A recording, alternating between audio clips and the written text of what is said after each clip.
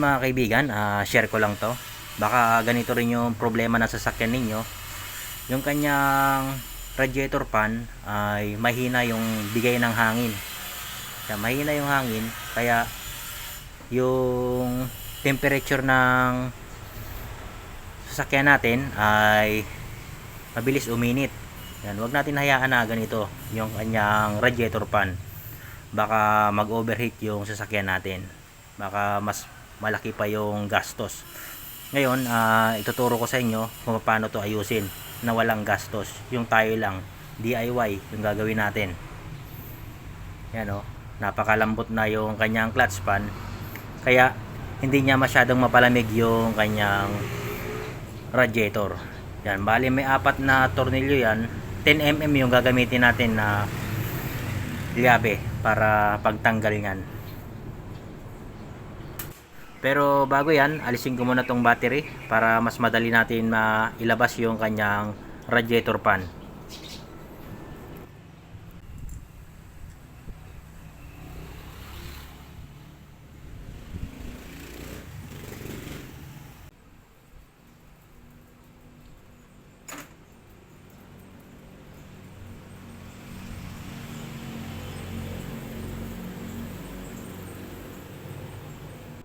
Ngayon mga kaibigan, pansin niyo, iikutin ko. Yan, napakalambot ng ikutin. Dapat ito ay hindi masyadong malambot na ikutin. Kaya yung radiator natin ay hindi niya napapalamig, mahina yung hangin. Yan, bali may 4 na tornilyo, tanggalin lang natin para matanggal natin yung kanyang LC.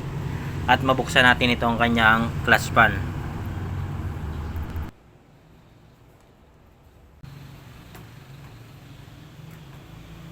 Yan, bali ito, buksan natin to. Bali may 4 na screw yan. Yan, tanggalin lang natin yan para mabuksan natin. Yan mga kaibigan, bali okay na. Naalis ko na yung 4 na screw. Yan, mabubuksan na to. Iangat lang natin. Yan, bali ganito yung itsura nyan. Yan, kung mapapansin nyo, may mga karton sa loob. Yan, karton yan. Ginupit ko yan. Kasi ginawa ko na rin to nung una. Nilagyan ko to ng karton. Hindi na ako naglalagay ng silicone oil. Yung para dito sa kanyang clutch pan. Kasi itong kanyang clutch pan ay luma na rin. DIY lang yung ginagawa ko. Yan, karton lang yung nilalagay ko dito. Yan. Manipis na kasi itong karton. Kaya mabilis na siyang ikutin. Ngayon papalitan ko na lang or dadagdagan ko ng karton para mas hindi na siya mahirap ikutin. Yan, gugupit lang ako ng karton.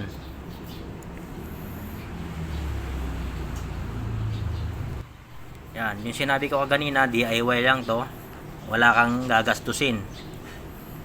Yan, itong karton lang. Siguro naman meron naman tayong karton dyan sa bahay natin.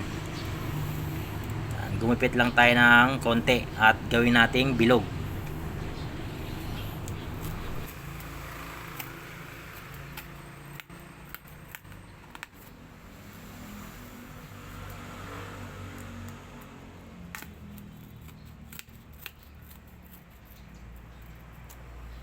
Yan, bali okay na yan mga kaibigan, nakagawa na tayo. Itong karton na to na nagupit natin, butasan natin to sa gitna.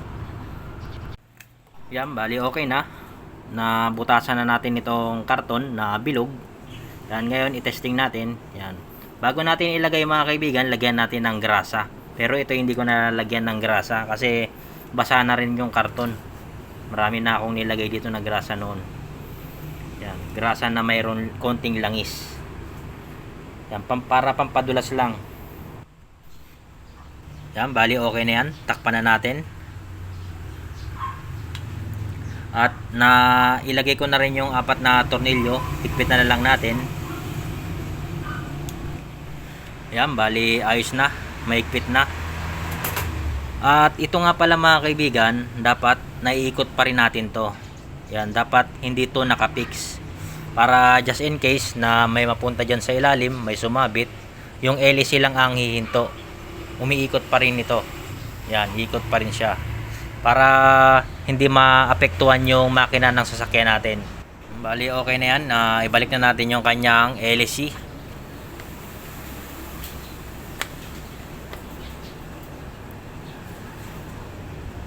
Ilagay na lang natin yung 4 na nut at higpitan na lang natin.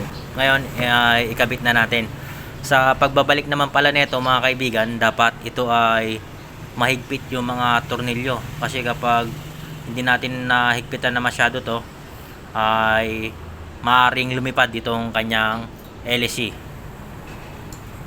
Dapat mahigpit talaga. Yan, kung mapansin nyo, ayos na. Hindi na siya katulad kaganina na madaling ikutin yung kanyang LSC. Tingnan nyo, medyo matigas na. Yan, dapat ganyan lang mga kaibigan. Ngayon nabalik na natin yung kanyang battery.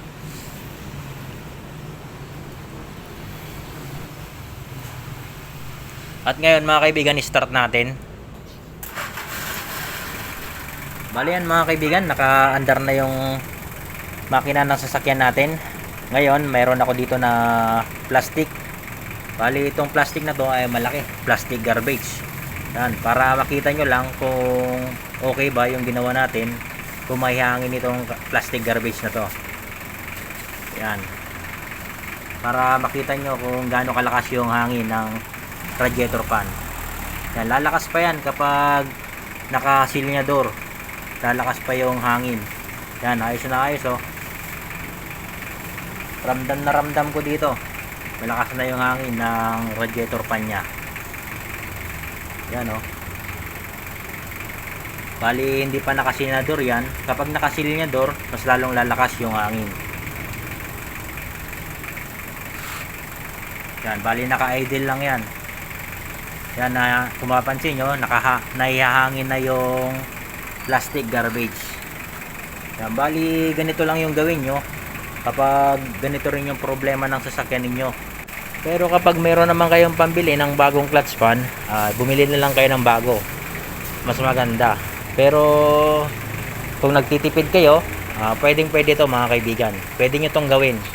Yan, lalong lalo na sa mga lumang mga sasakyan na ganito, diesel engine. Yan, pwedeng pwede to, makakatipid kayo. Yan, talagang malakas yung hangin Yan, okay na okay. Yan, lalong lalo na kapag siniduran mo, yan, lalakas pa yan. Yan, kapag tumatakbo yung sasakyan, hindi madaling iinit yung makina. Kahit saan mo sa dalhin, ay okay na okay. Kayang kaya, kahit long distance, kahit long ride. Yan, bali hanggang dito na lang mga kaibigan. Sana nagkaroon kayo ng konting idea.